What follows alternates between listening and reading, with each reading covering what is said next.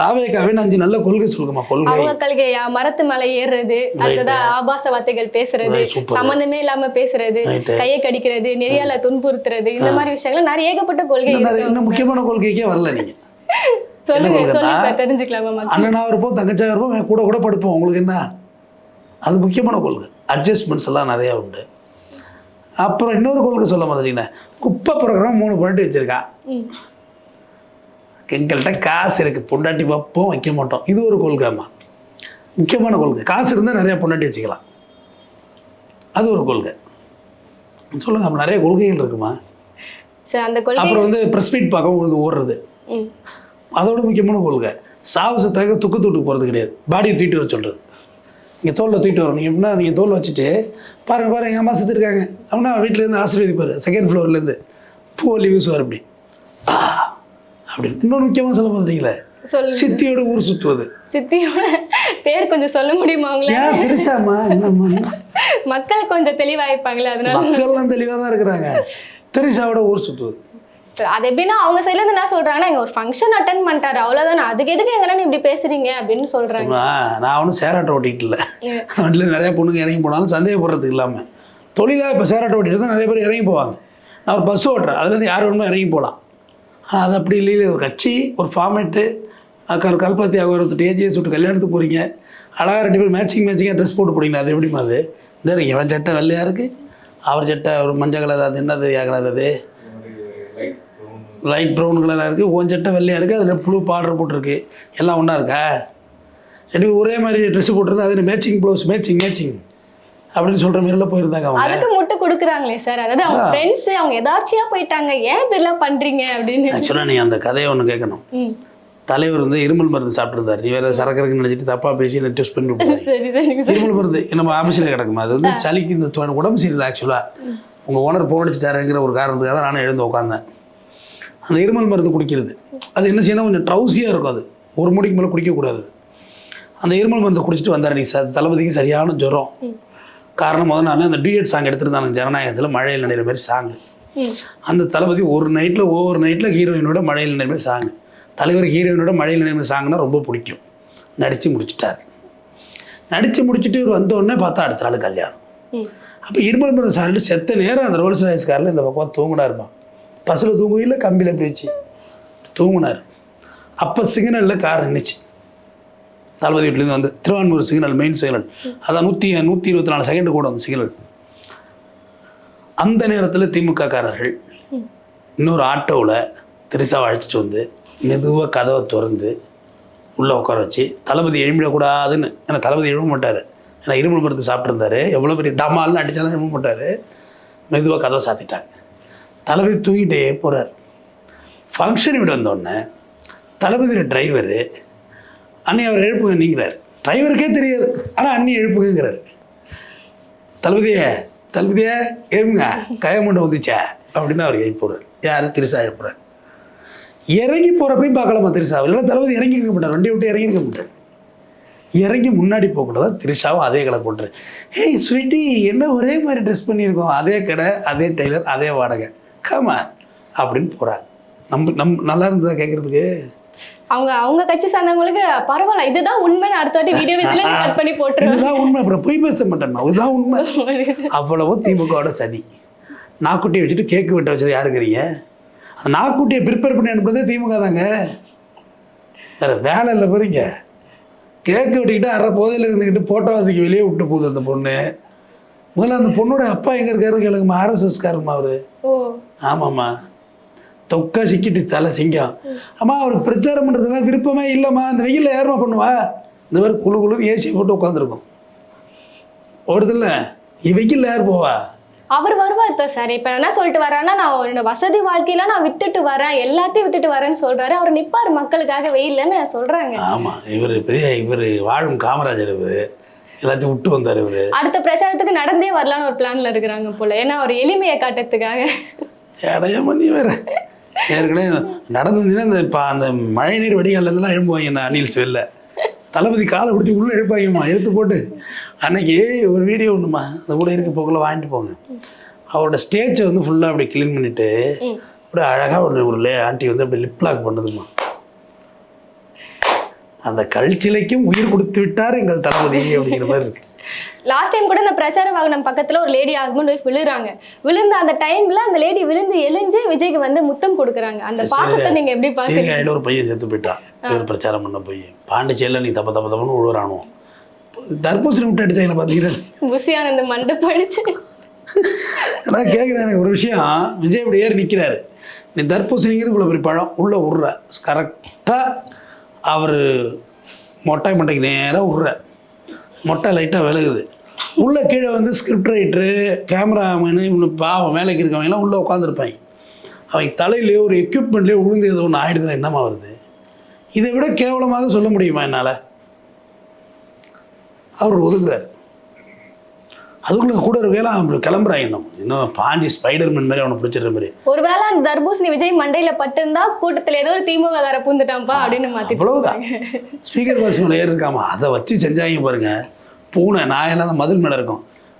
தம்பி கீழே இறங்குப்பா, இறங்கினாதான் முத்தம் கொடுப்பா அப்படின்னு பூனை இறங்குது மேலே. முந்தா கூட சீமான் மீட்டிங்கில் பார்த்தேன். ஆமா டிவிக்கேன்னு கத்திட்டு போயிட்டு இருக்கான். போய் அங்கே போய் டீயை விடா விடுறா அடே வாடான்னாரு. அது இல்லைம்மா, ஒருத்தன் மேலே ஏறிட்டான்.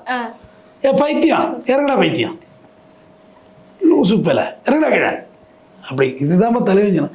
இறங்கடா முத்தம் தர்றேன், இறங்கடா முத்தம் தர்றேன், முத்தம் கொடுக்குறேன் அம்மான்னு. இது என்ன மாதிரியான ஒரு எனக்கு ரொம்ப வருத்தமாக. ஆல்ரெடி நம்ம டாஸ்மார்க்கில் சிக்கி தவிக்கிறாங்க நம்ம இளைஞர்கள்.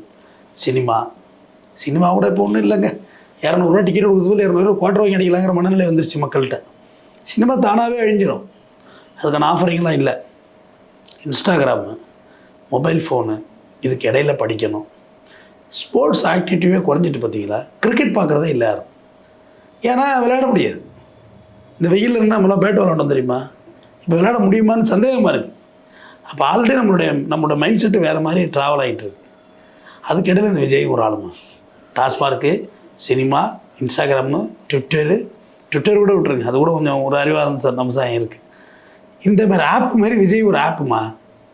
ஆனா அவங்க பெருமையா சொல்லிக்கிறாங்களே, விஜய் அரசியல் வந்ததால தான் இளைஞர்கள் அரசியலை கத்துக்கிட்டாங்க அப்படின்னு பேசுறாங்களே. அதே பரவாயில்ல, விஜய் அரசியலுக்கு வந்ததால எனக்கு ஒரு நன்மை புரிஞ்சிருக்கு. மற்ற கட்சிகளுக்கும் மற்ற காவல்துறை இப்படியெல்லாம் ஒரு சமுதாயம் இருக்குன்னு தெரிஞ்சுக்கணும். அது நல்லது தானே. அது கேட்டினும் உண்ட ஒரு உறுதி கலைஞர் நீட்டி இழப்பது கொடுக்குற மாதிரி கெடுதலே வந்தாலும் ஒரு நன்மைடா, இப்படிப்பட்டவங்களாம் இருக்காண்டா அந்த நாட்டான்னு தெரிஞ்சுக்கிட்டோம்ல. தளபதி டிவி கேட்குறவங்கள அந்த மைக், இந்த யூடியூப்காரங்க மைக் நீட்டுறாங்களே, ஏதாவது சொல்லுங்கள், அது தாவேக்கா தான் டிவிக்கே அப்படின்னு. பக்கத்தில் ஒரு பொருளாக பேசிகிட்டு இருக்கு, பக்கத்தில் ஒருத்தர் பேட்டி சொல்கிறேன் டிவிக்கே இந்த இதுலேருந்து எழுப்பிடுது, கனவுலேருந்து எழுப்பிட்டு சொல்லுவேன் டிஎம்கே என்ன டிஎம்கேனா என்ன புரியல எனக்கு. ஏமா அவங்க வந்து 234 தொகுதியில் எத்தனை ஸ்கோர் பண்ணுறதுங்க லெவலில் அவன் இறங்கிட்டாங்க. ஏடிஎம்கே அவர் ஒரு பக்கம், எடப்பாடி ஐயா அவர் ஒரு பக்கம் பேச ஆரம்பிட்டார். சீமான் வீர் கொண்டு எழுப்பிட்டார். என்டிக்கு கூட ரொம்ப யோசிச்சாங்க, தாவேக்கா நம்ம ஓட்டை ஸ்கோர் பண்ணுவாங்க. நெவர். சீமானோட ஓட்டை சீமான் தான் ஸ்கோர் பண்ண முடியாது, வேறு எவனுக்கும் கிடையாது. டிஎம்கே ஸ்கோர் ஆகிட்டது ஆல்ரெடி. போல இங்கே தெரிஞ்சு போச்சுமா யார் ஜெயிக்க போகிறோம். டிஎம்கே தான் ஜெயிக்க போகுது, என்னுடைய அனுமானம் அதுதான். வேறு ஆப்ஷன் இல்லை. இங்கே ஏடிஎம்கே எதிர்கட்சி தலைவராக உட்காருவாங்க. வேறு என்ன இருக்குது இந்த அரசியலில்? வேறு என்ன இருக்குது இதில்? ஒரு பிடிவ இந்த என்ன சொல்லுவார்ல, கவுண்டமணிக்கு படாத இடத்துல பட்டு பொண்டாட்டி வயசுக்கு வராது. மாமா நான் வயசுக்கு வந்துட்டேன் மாமா அப்படிங்க. நீ வந்தா என்ன வராட்டி என்ன அப்படி பாருல. அந்த மாதிரி நீ பிரச்சாரத்துக்கு வந்தா என்ன வராட்டி என்ன, இதுதான் நிலைமை. நாளைக்கு தோல்வி 234 தொகுதியும் தாவேக்கா தோற்கும் நான் சொல்கிறேன், என்னோட கணிமானம். நீங்கள் என்ன சொல்கிறீங்க? அனுமானம், என்னோட கெஸ்ஸிங். நம்மள்ட்ட ஆவணப்படுத்தி வச்சுருக்கோம், எதுவும் ஆவணப்படுத்தாமல் இல்லை. அத்தனை தொகுதியிலுமே நான் சொன்னபடியே நடந்திருந்தது. கொஞ்சம் முன்ன பின்ன வாக்கு வித்தியாசம் இருந்தது. எனக்கு ஒரு மகிழ்ச்சி. ஸோ நம்ம அனலைஸ் பண்ணுறோன்னு. ஏன்னா நான் இப்போ தொடர்ந்து செய்தித்தாள் வாசிக்கிறது, மக்கள் என்ன சொல்கிறாங்க, ஒரு தொகுதியில் யார் கம்யூனிட்டி, ஒரு தொகுதியை காமிச்சு அதில் எத்தனை கம்யூனிட்டி இருக்குன்னு தெரியுமாமா அவருக்கு? எந்த தொகுதியில் மெஜாரிட்டி யார்? சாதி இல்லை பேச்செல்லாம் வேறு வெங்காயம் இருக்கட்டும், எலெக்ஷன் ஒருக்குள்ள அதை பார்க்காம எப்படி இருக்க முடியும்? இங்கே யார் கேண்டிடேட் போட்டால் யார் ஜெயிப்பா? இல்ல அவரே அந்த மாதிரி தான் நிக்கிறாருன்னு சொல்றாங்களே. பெரம்பூரை சூஸ் பண்ணதுக்கே வந்து கிறிஸ்தவ ஓட்டுகள் வாங்கினதுக்காகன்னு ஒரு கருத்து கணிப்பு இருக்கு. அதை எப்படி பாக்குறீங்க சார்? கன்னியாகுமரியோட தான் கிறிஸ்டின் ஓட்டு அதிகம் இருக்கு, ஜெயிச்சு வர. ஏமா பெரம்பூர் நீ வந்து கிறிஸ்டியன்ஸ்னாலே இங்கே என்னன்னு தெரியல உங்களுக்கு, அதான் உண்மை. அதுலேயும் கம்யூனிட்டி இருக்குமா, அதுலேயும் கம்யூனிட்டி பிரச்சனை இருக்கு. நம்ம ரிலீஜனில் இருக்க மாதிரி அதுலேயும் இருக்கு. இப்போ பெரம்பூரை பொறுத்தவரை டிஎம்கேட போட்டது ஓகேவா. சேகர் பாபு மந்திரி இருக்கார் அந்த தொகுதியில், திருவிக்கா, வெள்ளிவாக்கம், கொளத்தூர் முதலமைச்சர் தொகுதி. நீ எப்படி உள்ள வந்து அடிப்பீங்க? பேர் இருக்குது. ஏன் அன்றைக்கி மட்டும் தான் ஜோசப் விஜய்னு தெரியுமா? இதுக்கு முன்னே ஒரு பேர் ஜோசப் விஜய்னு தெரியாதா? இவ்வளோ நாள் யூடியூப்பில் பேசுகிறப்ப ஏன் ஜோசப் விஜய்னு எங்கேயுமே பேசலை? மக்களை என்ன முட்டாள நினைக்கிறீங்க நீங்கள்? அவ்வளோ இழிவாக நினைக்கிறீங்க மக்களை? மக்களுக்கு எல்லாமே தெரியுமா? நான் சொல்கிறேன், 234 தொகுதியிலும் தாவேகா தோற்குங்கிறது என்னுடைய கருத்து. What you think? தொடர்ந்து பார்க்கலாம். இப்போ இந்த எலெக்ஷனில் பார்க்கலாம். ஆனால் அவங்க வந்து எல்லா தொகுதியும் நாங்கள் தான் வெற்றி பெறுவோம், டிஎம்கே தோக்க போகிறது உறுதின்னு சொல்கிறாங்க.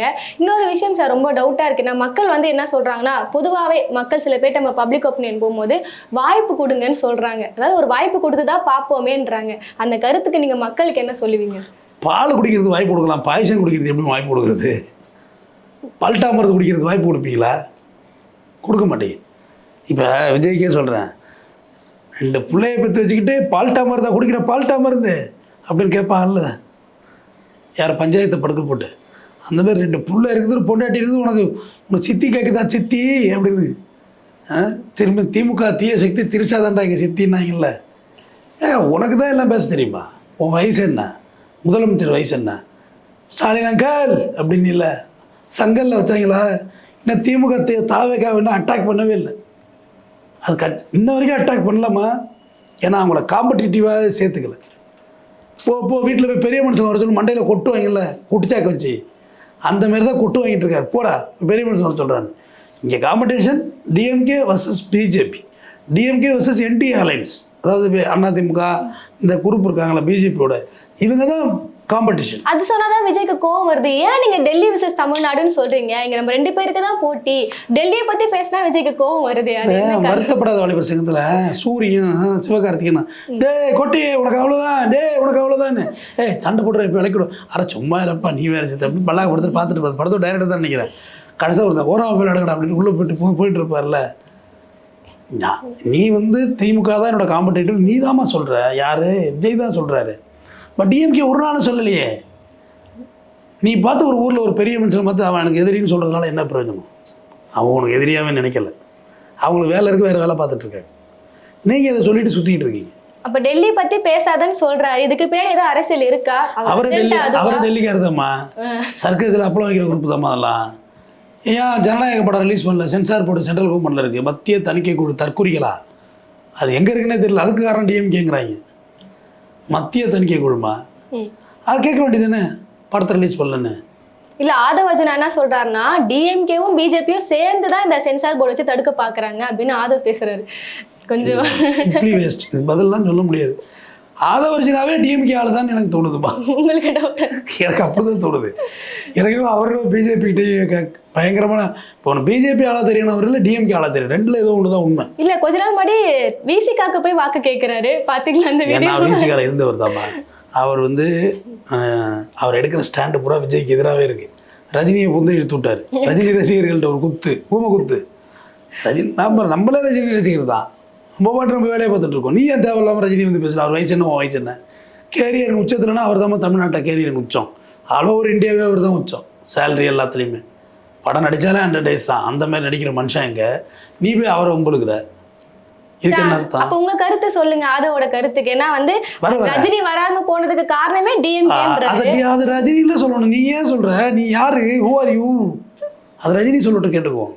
அவர் டிஎம்கே மீட்டிங் எல்லாத்துலேயும் ஏறி பேசிகிட்டு இருக்காரு. இன்னொரு சொன்னார், முட்டாள் முதலமைச்சர் நீ கட்சியை விட்டு நீக்கிருக்கணுமா இல்லையா? யாதவ ஒரு சின்ன மன்னிப்பு கடிதம் மாதிரி எழுதி வாங்கியிருக்கணும்ல. அப்போ எனக்கு என்னமோ இது வந்து முழுக்க ஆதவர்ஜனா வேற கட்சிக்கு தான் ஒர்க் பண்ணுறாருன்னு தெரியுது. என்னடா இதுக்கு இவனுக்கு கோவம் வர மாட்டுது? வாடா என் தலைவன் வந்துருக்கான், மாட்டுச்சாணி மனுஷச்சாணி மிக்ஸ் பண்ணி அடிச்சான்னு விஜய் வம்புக்கு தான் எடுத்து விட்றாரு ஒரு இடத்துலையும். ஒரு மீட்டிங்ல பேசும்போது 41 பேர் சாவுறாங்க. அடுத்த 43மா அவர் வீட்டுக்கு போகிறாங்க. ஆதவ வீட்டுக்கு சாப்பிட்டு கைவிட வர்றாரு. நீ வெளியே நிற்கிற கஸ்டமர் உள்ளே வந்து சாப்பிட்டு போங்கன்னு சிரிச்சுக்கிட்டே பேசுகிறான். இவன் மனுஷனாமா? அடுத்த நாள் பேஸ்கெட் பால் விளாட போயிட்டான். அவர் மாமியா தான் இந்த தமிழ்நாட்டிலே கட்டின கேண்டிடேட்டில் அதிக பணம் காமிச்சிருக்குது. பணக்கார வேட்பாளர் அவங்க தான். அது போக அவங்க மச்சான் சொல்லிட்டாரு, இவன் வேண்டாம்னே, இவன் வேண்டவே வேண்டாம், வளர்ந்தா மண்டியை சேர்க்காதீங்க, நான் மச்சான் சொல்கிறார். என் குடும்பத்தை பிரித்ததே இவன் தான். ஸோ ஆதவர்ஜனா எனக்கு தெரிஞ்சு விஜய்க்கு ஃபேவர் பண்ணுற மாதிரி எனக்கு தெரியல. உங்களுக்கு தெரிஞ்சா சொல்லுங்க. அவர் ரொம்ப வருத்தப்படுறாரு. எனக்காக வில்லிவாக்கத்துல விஜய் வந்தாதான் அவர் மூஞ்ச வச்சுதான் எனக்கு ஓட்டு போடுவாங்க, விஜய் வரமாட்டான்னு வருத்தப்படுறாரு. விஜய் வரமாட்டாரு, விஜய் வந்தா மட்டும் ஒரு கட்சியில் போறாராக்கம். இவரோட வேட்பு மனுவை இப்ப நிறுத்தி வச்சிருக்காங்க. இந்த 35 நிறுத்தி எல்லாம் வைக்கலாமா? நீயாமா அதை போய் பேசி நிறுத்தி வைக்கிறது இல்லைம்மா. அது பேரு நீங்கள் தப்பாக எழுதி வச்சுருந்தா கடைசியாக நிராகரிச்சிருவாங்க, செல்லாதுன்னு. அப்புறம் யாரும் டம்மி கேண்டிடேட் போட்டிருப்பாங்க, அதெல்லாம் தெரியுமான்னு தெரியல அவங்களுக்கு. இப்போ நீ தான் எம்எல்ஏ சீட்டா, எனக்கு ஒரு சீட்டு 5-6 சீட்டு போட்டு வைப்பாங்க. ஒருவேளை உனக்கு உன்னோட மனு ஏதோ குழப்படி ஆகிட்டுனா அடுத்த கேண்டிடேட் அந்த சீட்டை மாற்றுவாங்க. அதெல்லாம் சில விஷயங்கள் தான் அரசியல்.